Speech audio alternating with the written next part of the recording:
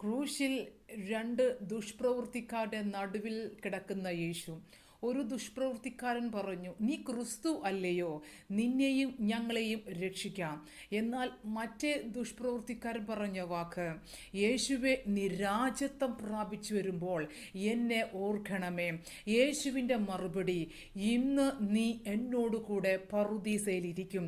നിങ്ങളോടുള്ള ദൂത, ക്രിസ്തു ആരെന്നുള്ള വെളിപ്പാട് നിങ്ങളുടെ മുൻപിലുള്ള നരകത്തിൻ്റെ വാതിലുകളെ അടയ്ക്കും. Price the Lord. നിങ്ങളുടെ ജീവിതത്തെ നോക്കിക്കൊണ്ട് ഏതാണ് നരകമെന്ന് നിങ്ങൾ പറഞ്ഞത്, ക്രിസ്തു എന്നുള്ള വെളിപ്പാട് ആ നരകത്തിൻ്റെ വാതിലുകളെ അടയ്ക്കാൻ തക്കവണ്ണം തയ്യാറാക്കും.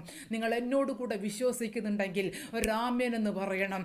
ഞാൻ പറയാം, നരകത്തിൻ്റെ വാതിലുകൾ അടയ്ക്കുമ്പോൾ തന്നെ അതേ സമയം തന്നെ പറുദീസയുടെ വാതിലുകൾ തുറക്കപ്പെടുകയാണ്. Praise the Lord, praise the Lord. ഇന്നെന്നെ കേൾക്കുന്ന നിങ്ങളോട് ഞാൻ ആത്മാവിൽ പ്രവചിച്ചു പറയുകയാണ്, ചില പറുദീസയുടെ വാതിലുകൾ, ചില നന്മയുടെ വാതിലുകൾ, ചില സമൃദ്ധിയുടെ വാതിലുകൾ, ചില അബണ്ടൻസിനെ തുറന്നു തരുന്ന ചില വാതിലുകൾ ഇന്ന് പകൽ ദൈവത്തിൻ്റെ പരിശുദ്ധാത്മാവ് നിങ്ങൾക്ക് വേണ്ടി തുറന്നു തരുവാൻ തക്കവണ്ണം തയ്യാറാകും. Price the Lord. ഇതൊരു പ്രൊഫറ്റിക് വേർഡാണ് കേട്ടോ.